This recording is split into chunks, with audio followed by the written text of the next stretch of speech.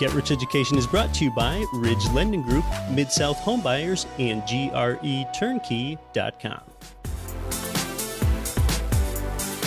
Welcome to Get Rich Education with Keith Weinhold, giving you information and ideas on the investment that has turned more ordinary people into millionaires and billionaires than anything else, and can provide you with more wealth and happiness than you ever thought possible. Now, here's your host, investor, entrepreneur, business owner, and educator, Keith Weinhold. Welcome to GRE, Get Rich Education, episode 159. I'm Keith Weinhold, and today we're building your wealth as I'm going to give you some of my best negotiation techniques, especially those for real estate investing. And in a few minutes, we're going to have the founder of the American Negotiation Institute here with us. He's a really sharp guy, and I'll see what he thinks about some of my real estate negotiation techniques.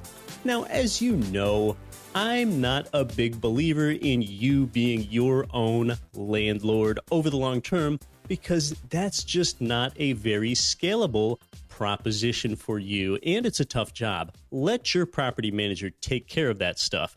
But if you do find yourself in a position of having a tenant that doesn't want to pay your rent by the due date, we're going to go ahead and dampen this potential conflict before it flares up, okay? Here's exactly what you do. Nip this problem in the bud. Don't let the tenant pay you the rent late unless you serve them with your state's notice form. In some states, that's called a notice to quit, or it's just a formal notice informing your tenant that they are indeed late with the rent. That gets recorded. In case you communicate with the tenant a little bit outside of what's on that form, here is a great negotiation tactic that I know of for you to get the rent paid and for them to still respect you, or at least greatly increase the chances that the rent's going to get paid. What you tell the tenant about the fact that you're giving them official notice that the rent is due is this, and you know what? It's just 7 little words. The law says that I have to. Oh, you have just done so much with those 7 little words. The law says that I have to. You've demonstrated to your tenant that it's not personal. It's not about them, and it's not about you either. It's about the law. That right there builds a climate of non-animosity between the two of you. And you know what else it does? It demonstrates to the tenant that you follow the law and that you know the law.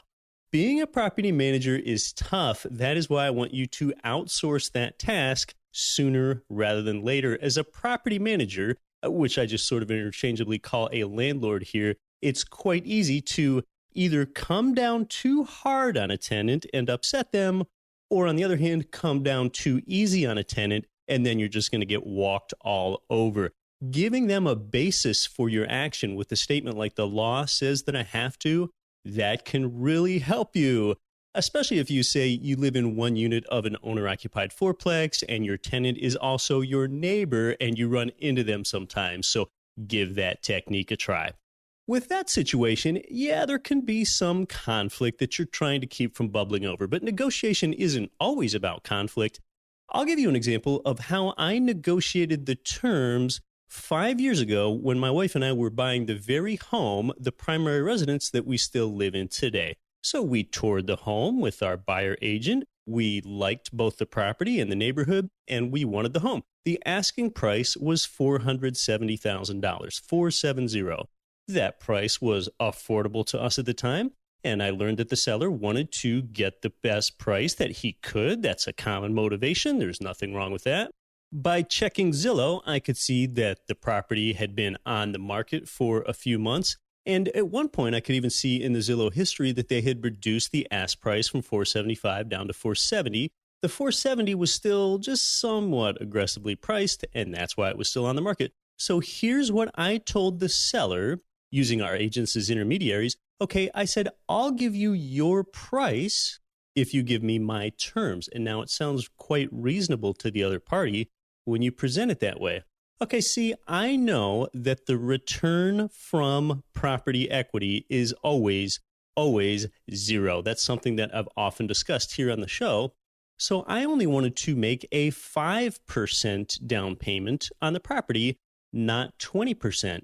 That way, I'd have an extra $70,000 of cash that would stay in my pocket. $70K is the difference between a 20% down payment and a 5% down payment on a home of this price. But see, typically, with less than a 20% down payment, you've got to pay an annoying private mortgage insurance premium of several $100s a month. And I didn't want to pay that if I didn't have to. So I wrote the offer this way.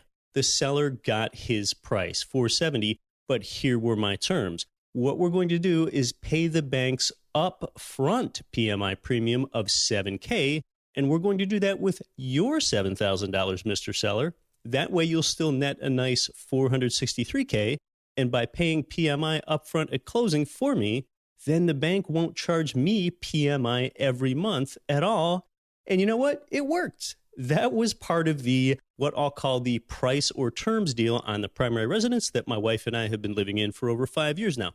So effectively, I paid a purchase price of $7K more than the seller netted.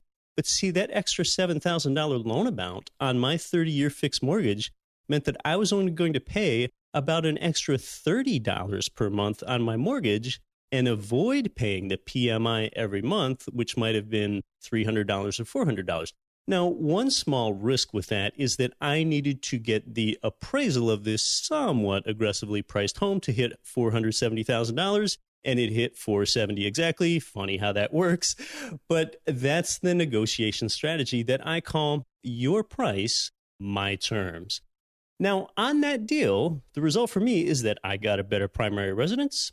I was able to put only 5% equity in my primary residence, and I kept $70,000 freed up from being trapped in my non-income producing home.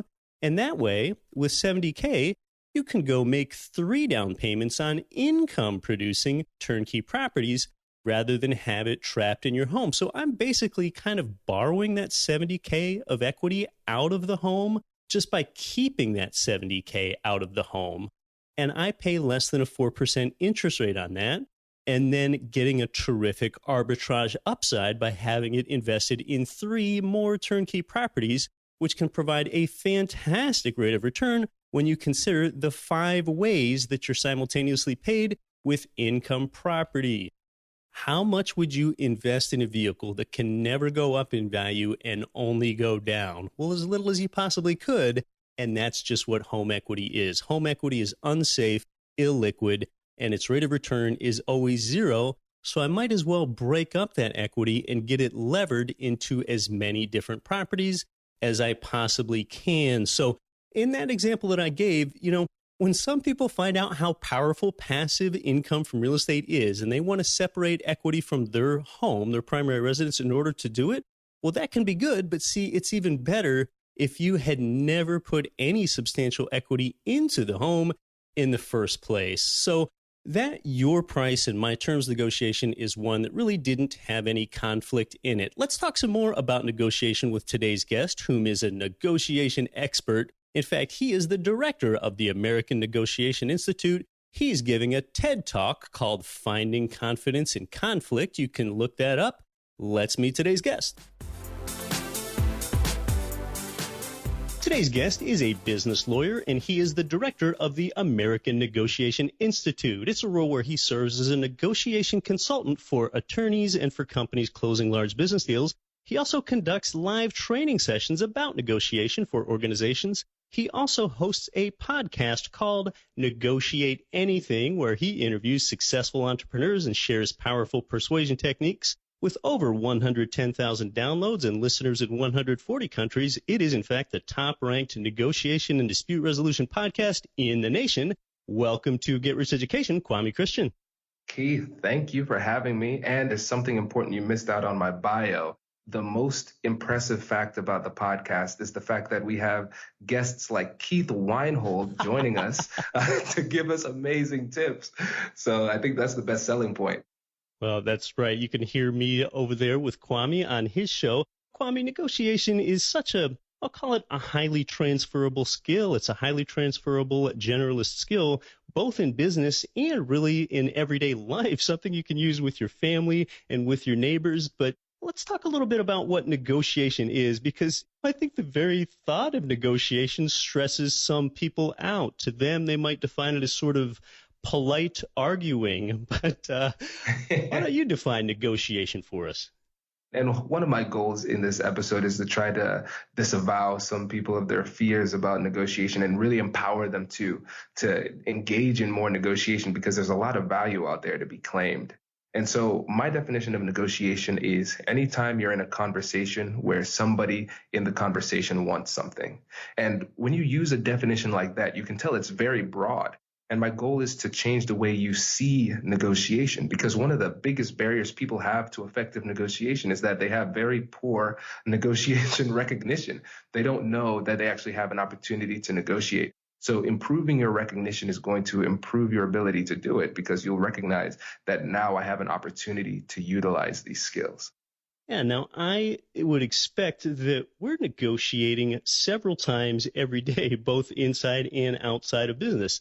My wife might ask me, so, hey, Keith, would you like to join me at the baby shower tomorrow? And I might feel like I'm in a position where I'm negotiating. I might want to not go to the baby shower so much because the NFL is on tomorrow and my team might be making the playoffs, but I know that she knows that I watched the NFL last week. So already I'm in a situation where I might be negotiating.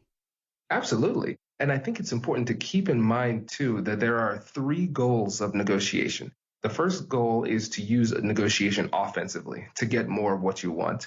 And then you could also use these negotiation skills defensively to avoid things you don't want. So saving money or avoiding baby showers is another good example.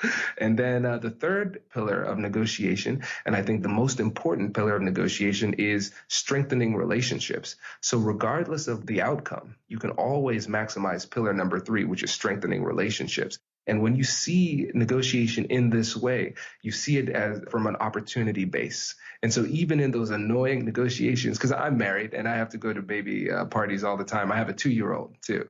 His birthday party was yesterday. That was a fun party, but other kids' birthday parties, I'm not really feeling it. So I have those same negotiations. But as long as I keep those 3 pillars in mind, I know that even if I end up sitting at a 2-year-old birthday party that's not my own son, at least I can do it in a way that strengthens the relationship. And at least that way I can still glean some value from the interaction. Well, let's talk about strengthening relationships, because after a negotiation, you want to keep that relationship intact. Some people are afraid that negotiating hard on their behalf means that the other party needs to lose something and that they might resent you and that the relationship might be diminished rather than strengthened. So how do you negotiate in a way so that both sides sort of get what they want and you can strengthen that relationship going forward, since strengthening relationships is one of those 3 pillars? Absolutely. When you go into these conversations, you have to have a very clear understanding of what their needs are, what their psychological, emotional, and tangible needs are. And if you don't know what those things are, the first thing that you need to learn in the conversation is what those things are, because that is going to color the entire interaction with the person. And so you need to find creative ways to allow them to get what they need from the interaction while still getting what we need from the interaction. Now, when you're out there, you've sort of got to leverage the resources of other people. I find myself in a position where I'm often managing the manager. I have property managers in various different markets inside and outside the United States managing my properties. But there can be times where, for example, here in one of my local apartment buildings, we're turning a unit over. So a contractor team needs to get in there and make a series of renovations. And I want the contractor and my manager managing that contractor to perform quickly and turn that unit over so we can get another tenant in there so I can go ahead and keep my vacancy down. But I don't really want to seem like I'm bugging them too often, but yet I want them to be motivated. I want them to finish the work for me. So number one, I can get a tenant in there sooner. And secondly, I can just go ahead and remove that whole thought from my mental bandwidth and go ahead and focus on things that I enjoy doing more. So there's kind of a motivation component to this. So how can I motivate somebody like my manager and my contractor in this case to sort of get this done for me sooner, but yet keep that relationship intact?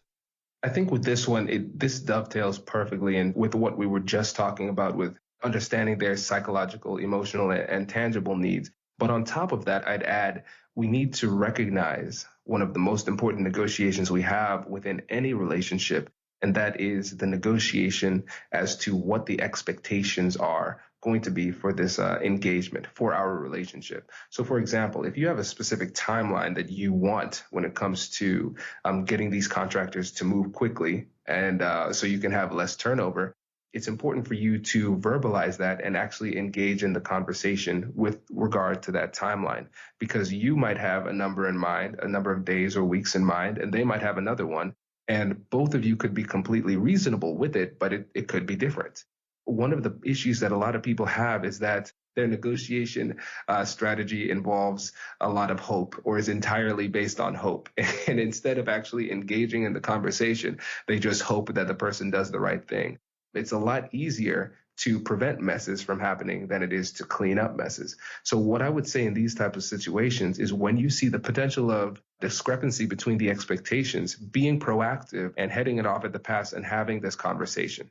One of the things we need to be comfortable with is the word no or some resistance, because of their expectations. They might think a longer timeline is more appropriate, but now we need to expose that potential conflict, bring it to the surface, and have it at this time earlier on in the interaction to make sure that it is less damaging, because it's less damaging early on than it is later on. So what I would say in that case is be proactive and be abundantly clear with what it is your goals are with regard to time, and then having that conversation and seeing where it goes. One negotiation technique that's popular contends that what you should do is you should let the other party speak first. Can you tell us about that? Yeah, and I would say I'm a rhetorical counterpuncher when it comes to negotiation. I like to be more, what seems to be more reactive, but really what I'm doing is controlling through the use of open-ended questions. So even though I'm speaking less, probably 30% of the conversation I'm speaking, I'm controlling the direction of the conversation. I would say you want the person to feel as though they're speaking first, but I'm directing them at least with a question. And so to your point, when you say let the other person speak first, something that goes along with that is the idea that you should always let the other person give the first offer as well. And I would say that this is a situation that's completely based on feel. And so my rule of thumb when it comes to offers is, when you have more information, you make the first offer. But if they have more information, that's when you let them speak first and let them make the first offer. Because if you're clear on where things are, then you can take the initiative and lead the conversation, because you know what your goal is and you know what the topography of the landscape is. So you can move forward with confidence.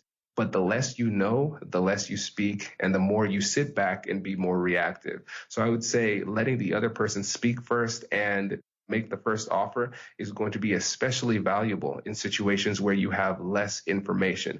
Because, again, thinking about opportunities to negotiate, if you're engaging in a negotiation and you're not entirely sure about the situation or the person, or you have some serious questions, the first goal of your negotiation is to get information. Before you get money, mortgages, or houses, your first goal in this particular negotiation needs to be to get information.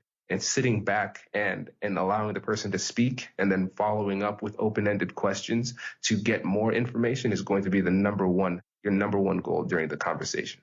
That's a good technique. In the first example I gave, we talked about how a timeline is important to me, more so time rather than money, in getting that unit renovated.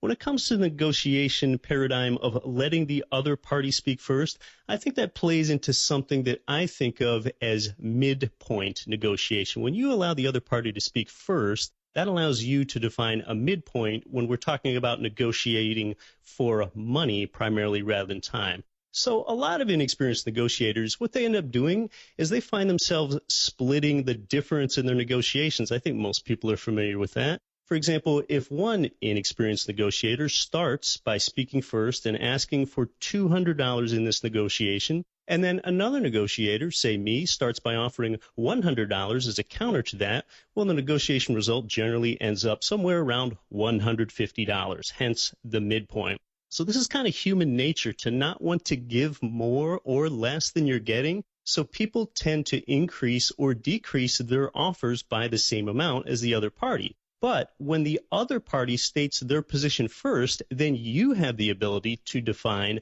the midpoint of the negotiation yourself. So in that example, if the seller had stated $200 first, well, then the buyer, let's just say me, could offer $60, and thereby I've reduced the midpoint of the negotiation down to $130 because I'd let the other person speak first, and that gives me more of an ability to define the midpoint. So that's one advantage of letting the other party speak first. What are your thoughts about that midpoint paradigm?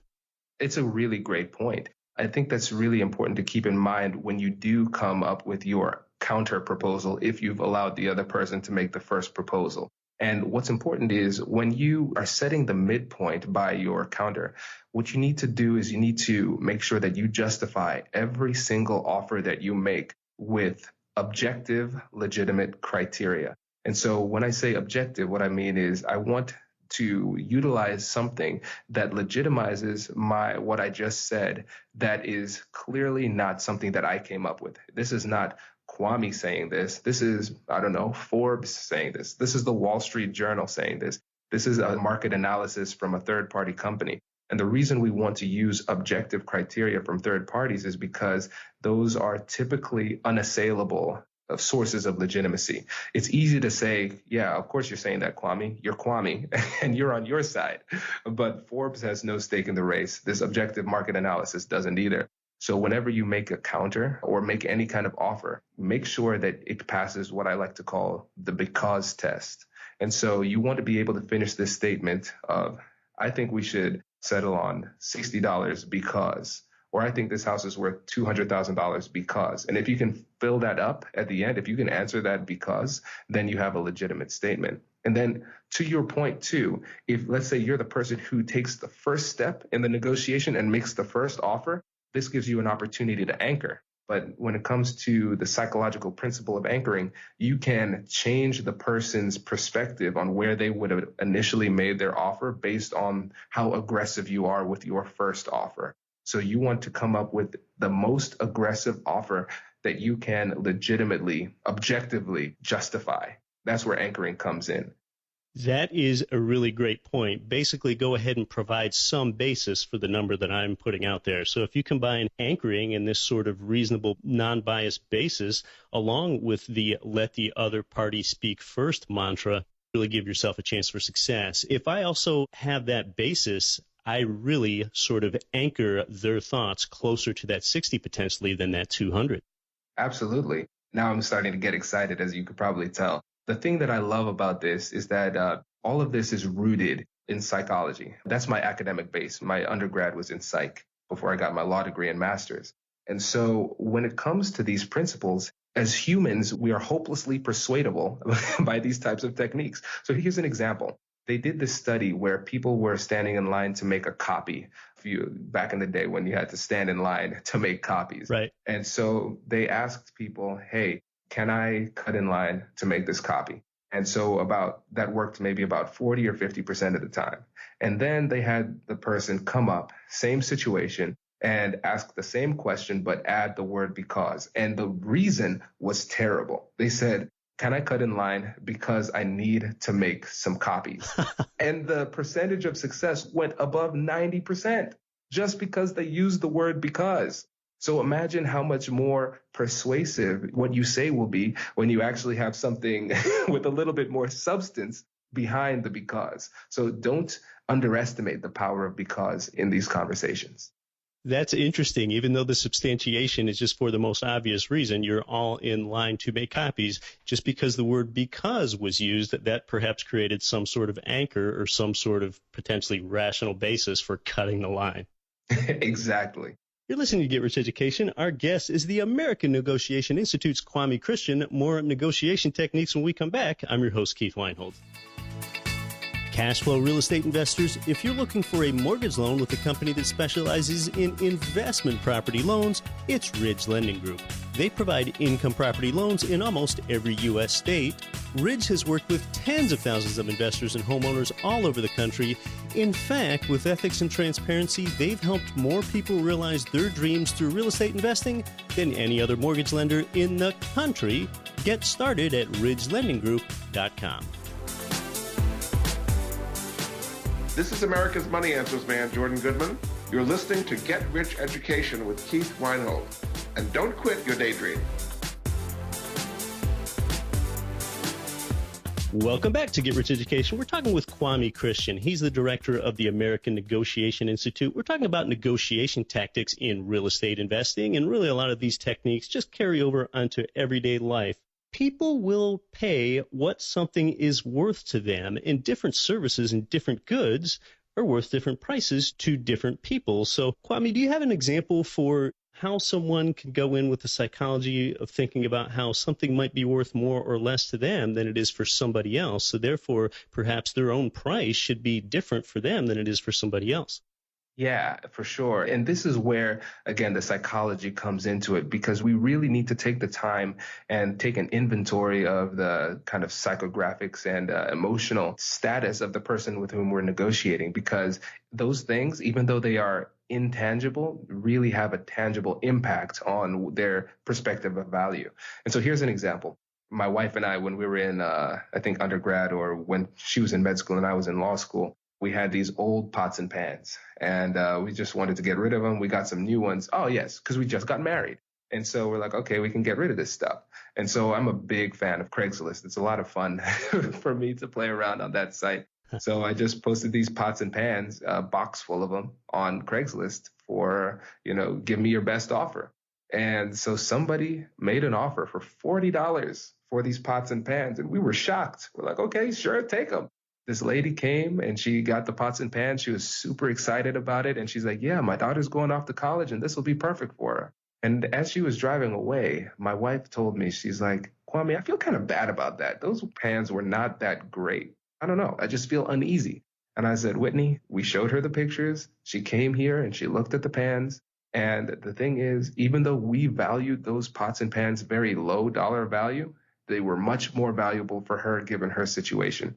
And the true value is what somebody's willing to pay for it. Right. And considering those types of things, it kind of changes your perspective on what value is, especially when it comes to big purchases like real estate.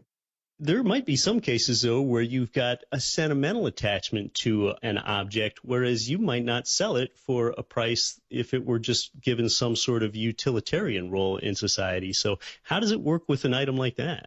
So items that we currently own are valued higher to us than items that we don't own. So there was a great study, and I'm going to flub the numbers on this, but I'm going to get the essence of it right. So just a disclaimer there. So they had these students, they had a cup of coffee, and they said, hey, this is a cup of coffee. What would you pay for this? And so let's say the average price was $2. And so then they gave students a cup of coffee. And so now they feel like it's theirs. And they say, hey, this is your cup of coffee. How much should I pay you for that? And they would say something like $3.50, a significant difference. And just the fact that we own something, that gives it an extra bit of value. And that's not even sentimental. This is just a cup of coffee. When you add the sentimental value to that, it'll go up even more. And then if you add the concept of sunk costs, where people have invested into this thing, let's go ahead and say it's property, they're going to want to recoup for those sunk costs, and they're going to try and hold out to make sure that the investment that they made was not in vain, because people don't want to feel like they're wrong. And so when it comes to assigning value and trying to find the true value of properties and things like that, simply doing the appraisal is a good base and a good source of legitimate objective criteria. But you have to understand these different emotional and psychological things that are going to be tugging on that number in one direction or another.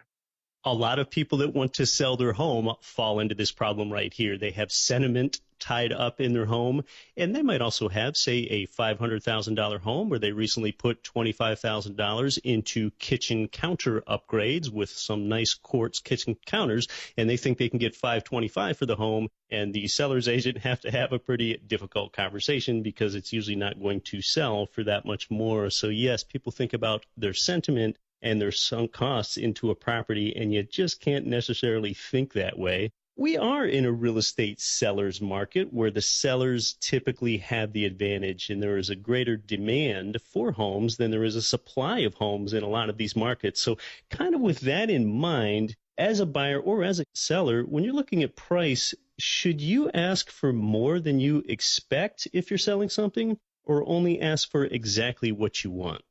I would always say ask for more than what you expect, but as much as you can legitimately justify.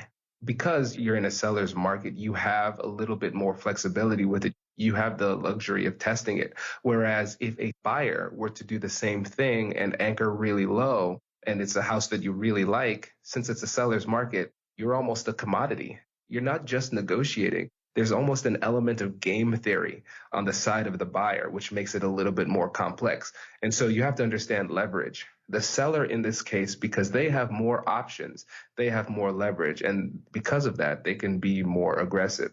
But the buyer in a seller's market needs to be a little bit safer because they don't have as much leverage, because they have fewer options.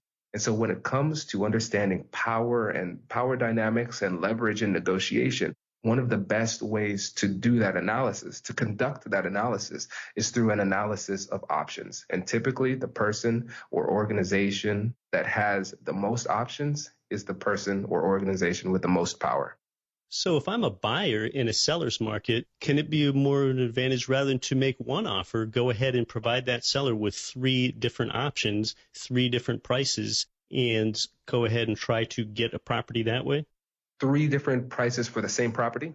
Yeah, 3 different prices for the same property. Maybe I'll give you a higher price if we can close faster, for example. Absolutely. And this is a technique called log rolling. And so with this, what you do is you bring a full package offer with multiple options. And so you roll those packages up into one lump sum offer. So 3 different lump sum offers.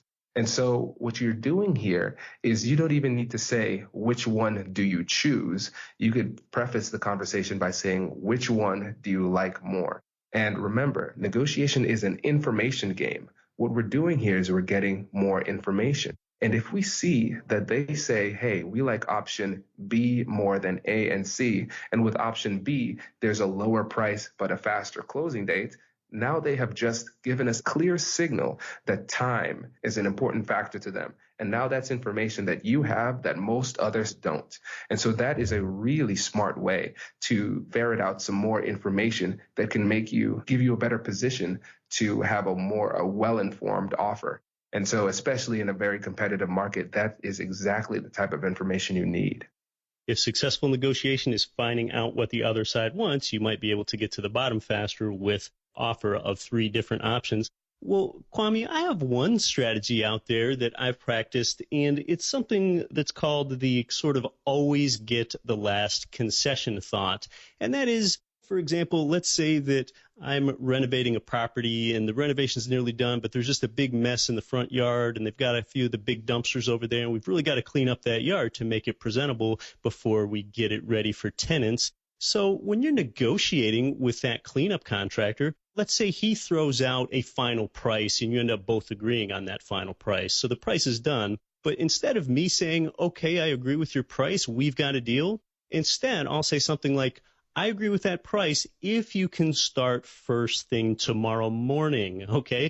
And then maybe he'll come back with, well, I can't really start tomorrow, but how about I start the following day on Tuesday? And then my response could be, well, yeah, that might work, but then you need to finish in 2 days instead of 3. So as long as he counters your request, continue to ask for additional concessions. And eventually you kind of train that other party by giving a bit of resistance. So they're basically encouraging you to ask for more and more. And they also learn that by just giving in, they're going to end up giving up less in the end. And it should be obvious how this is going to help future negotiations with this person. So that's kind of what I call always get the last concession. What do you think? I love that. That's really cool. I've never heard it described in that way. But yeah, I think that's a brilliant way to do that. And the thing is, too, the thing that it makes it especially brilliant is, Keith, you're anchoring, too. Right. Because let's say the numbers are already done. It's like, I want you first thing tomorrow. That's the best case scenario for you, and you can legitimately justify that. Maybe he would have offered beginning next week, but then his counter now might say, all right, well, what about Thursday? And if this is a Monday? And so you've already psychologically brought him closer to where you want to go. And I think that's a really great way to do that.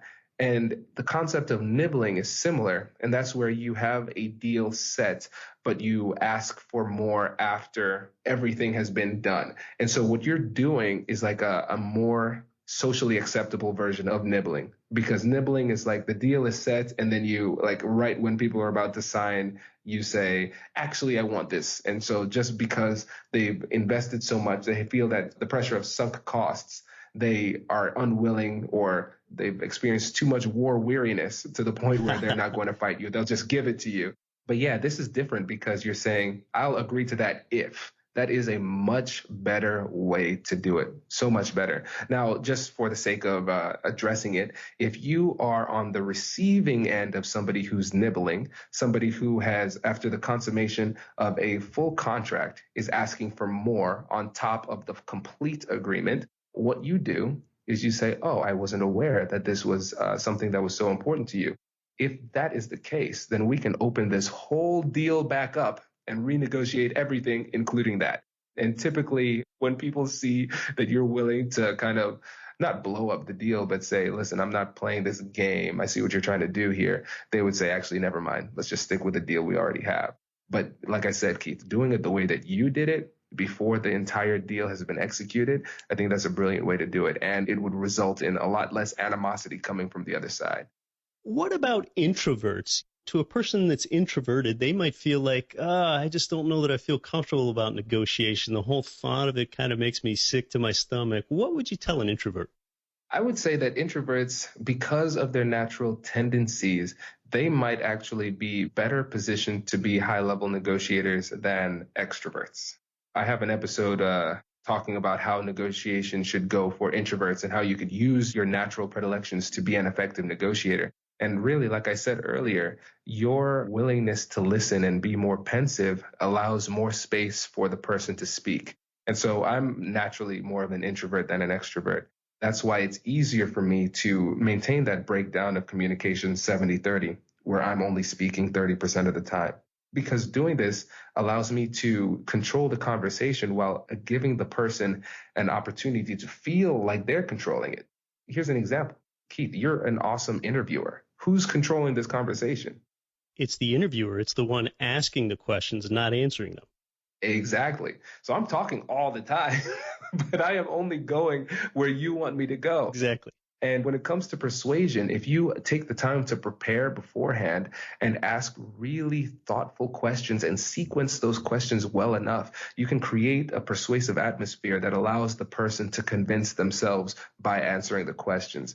So as an introvert, if there are any introverts out there who are listening, I would say don't feel like you need to change your natural tendencies to fit what the media has made you believe is what an expert negotiator is. We have all these shows who have people speaking so eloquently and knowing exactly what to say. That's really not how it goes in the real world. If there was a show on people who negotiate well, it would not be very successful, because they'd probably think it's pretty boring. It's everybody sitting down, being polite, asking questions. Who wants to see that? Where's the conflict there? So whatever it is, whatever your natural tendencies are when it comes to communication and human interaction, you really need to lean into that, because authenticity in and of itself is persuasive. And so you need to be you, because if you try to be somebody else in a negotiation, people will sense that something is off. They won't know exactly what it is. And it might come off as deception or something like that. And so you don't want to send off those type of warning signals. So just be yourself and ask a lot of questions, and you could be the perfect introvert negotiator. I think the good news for introverts, too, is that negotiation is learned. Negotiation is not God-given. It's not a talent. It's a skill. It's something you can learn. Absolutely. And that's one of the things that I loved so much about it. And so for me, when I discovered negotiation, it was by accident in law school. We had a negotiation course, and I took it only because it fit in my schedule, and I fell in love with it. And so they had this negotiation competition. And so my school has the top-ranked negotiation program in the country. And so they had a competition, and I was like, hey, me and my friend, we're going to try it out.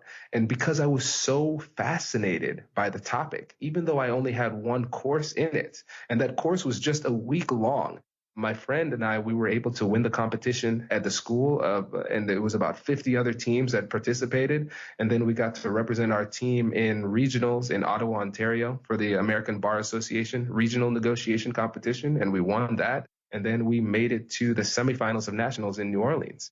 And the only reason I did it wasn't because I had some kind of innate skill. It was because of my intellectual curiosity. It just compelled me to outwork the competition. And that's really what does it. So when it comes to negotiation, preparation is where it's at. And if you take the time to prepare, you're going to be light years ahead of everybody else. And if you take the time to take advantage of these resources like fantastic books or maybe a podcast, shameless plug, your skills can grow exponentially just because of your willingness to work. Well, yeah, a lot of that probably starts with you being a good listener as well. So, well, Kwame, as we're kind of winding down here, is there like something actionable that we can practice in the next 24 hours to be a better negotiator? Absolutely. I have a challenge for your audience. And so with this challenge, it's called rejection therapy. And this is why I think this is so powerful. One of the biggest barriers to effective negotiation is the lack of ability or confidence in asking for what you want. And that comes from a fear of rejection. And as humans, back in the day, taking an evolutionary psychology perspective on this, we were social animals. If we became isolated from the pack, we would die for sure. And so because of that, we've become incredibly sensitive to rejection. And now when it comes to the business world, that rejection comes in the form of failure. And so that's why we're afraid of asking for what we want. But there's a way to get over that. Just like any other phobia, there's a psychological technique called flooding. With flooding, what you do is you hyperexpose yourself to the stimulus that scares you. And so with rejection therapy, you're going to hyperexpose yourself to rejection. Here's what I do. I take the opportunity to ask for things that I know I have no right, no right at all to get with the hope of getting rejected. So for instance, if I go to a coffee shop and I'm with my friend and I get a pastry and maybe my friend's getting coffee, I just say, hey, my friend's here with me, that he didn't get a pastry. Can he get a pastry for free? Something like that. I have no right for that. You would be shocked. Absolutely shocked at how often it works and I get something. I remember one time I did that and on the coupon, it came up as miscellaneous discount. They have the authority to do that, but it's a win-win situation because let's say I do this and then I get what I want, what I ask for. That is a pleasant surprise. Like, wow, that's great. But then let's say I get rejected. They say, no, Kwame, you can't have that. I feel that little sting. And then a few minutes later, I realize, hey, I'm still here. I'm still alive. And by doing this and engaging in this practice, it makes you more resilient and it makes you more likely to be bold in the conversations when it really matters. And so that's why engaging in rejection therapy is probably one of the most powerful things you can do to increase your confidence as a negotiator. Rejection therapy. All right, everybody, you got to get into therapy, apparently. So that's a good tip. Get used to getting the no, maybe even look for the no to sort of harden yourself somewhat over time. So, Kwame, what's a great way for our audience to get more familiar with you? Yeah, the first way, as a podcast aficionados, I think the best thing you could do is check me out on the podcast. It's called Negotiate Anything. So we don't just talk about the business principles and business applications for negotiation. I've also found that, the audience has told me that they like to hear about how you could use these negotiation and conflict resolution principles in all aspects of your life. So having people come in and talk about how they use it in their personal lives, with relationships, in different business settings. And what we do with our guests often is we have what's called a sparring session. So after the people come on and talk about their skills, I act like the manifestation of your worst nightmare. And the guest shows you how to deal with a difficult person utilizing these skills. And then the next thing that they can do is download this free guide. It's a 19-page ultimate negotiation guide. Really, I guess at 19 pages, you're more like an ebook. So it's a free ebook, whatever it is. And so it'll teach you how to be more confident in your negotiations and show you the 3 characteristics of effective negotiators. And it also includes our 3 most powerful and most popular free guides, negotiation guides that you can actually use to prepare for your next negotiations. So we have the negotiation preparation guide, the conflict resolution guide, and the salary negotiation guide. So if you go to AmericanNegotiationInstitute.com/guide, GUIDE, you can get that free guide. Kwame Christian, thank you for that. It's been great having you on Get Rich Education today. Hey, my pleasure. Thanks for having me. Well, yeah, and I agree with Kwame there. I don't agree with nibbling. After a deal is already agreed upon, it is done, and your word and your reputation are paramount. So, yeah, a lot of psychology and even emotion can go into negotiation. Sometimes there's situations you're in where you can tell that people just want to feel like their ego got stroked. And if they feel like they won, and if they feel like they beat you in the negotiation ego-wise, then they're good with almost whatever price or term. When I think about emotions, I think about this lake house in my life. It's the home that my wife and I ended up buying before the one that we live in now. We were willing to pay more than any other buyer for that home because it had this terrific, panoramic, unobstructed view of an Alaskan lake. Well, how do you put a price on that view, and how does an appraiser put a valuation on what a pristine lake view is worth to a certain person? That is a feeling, and that's where you get into shades of gray. And really, the more life experience that you get, you learn that life is not as black and white as you used to think, and almost everything that you deal with is a different shade of gray, which is exactly why negotiation is so important. There's another negotiating strategy that I learned about from another real estate kind of guy, and it has to do with you getting a better hotel room. When you're at the check-in desk, once you've arrived at the hotel with your spouse or whatever, what you ask of the hotel staff is, you know what, do you think that you could do something for us? We're from Anchorage, Alaska. This is the first time that we've ever been here in Buenos Aires, Argentina. Do you think that you could possibly give us a larger room with a great view for the same price? That would be really special to us. Say that right there. You would not believe how often that works. You gave them a reason, a basis for asking for the upgrade, like you've never been in that city before, something like that. And you know what? No one has to lose in that negotiation because a lot of times that nicer hotel room was going to go vacant for the night anyway, so just ask. Well, hey, I want to give special thanks to Kwame Christian today. We just met for the first time in person 2 months ago in Anaheim, California. He's got a great ability to negotiate and resolve conflict. His resources are in the show notes. I look forward to meeting some of our listeners in person for the first time this week, as tomorrow night I'll be arriving in New Orleans for the New Orleans Investment Conference. I know a lot of you are going to be there. As for some upcoming shows here, we're going to have both some decorated names that you're familiar with and some new guests. A longtime anchorman on Fox that actually hosted the #1 cable news show in the entire nation is going to be here with us to tell us about his real estate investing philosophy, because he was able to recently leave Fox since he's a full-time real estate investor now. We've also got a Rich Dad advisor returning. Also, we're going to have the principal of a turnkey real estate investing company here, and this company has sold more properties to GRE listeners than anyone else ever. So we're going to hear about why they're so successful with creating passive cash flow for you. Until next week, you know, one thing I'd really appreciate if you just simply told a friend about Get Rich Education. That's it. Whether you use the share button on your podcatcher to share this negotiation episode with a friend, or you just tell a friend or coworker about how Get Rich Education improves your life and tells everyday people about how to build wealth passively every week, I would really appreciate just simply that. Either way, I'm your host, Keith Weinhold, and I'll be back next week to help you build your wealth. Don't quit your daydream. You've been listening to Get Rich Education, telling you what the wealthy won't tell you about real estate and investing.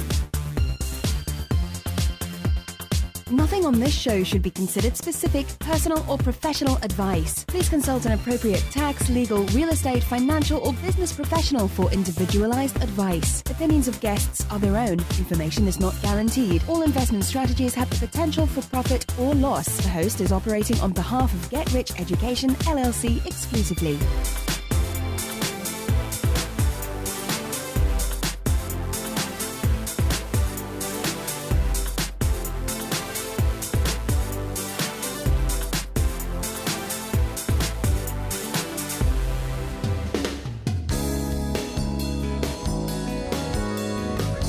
The preceding program was brought to you by your home for wealth building, GetRichEducation.com.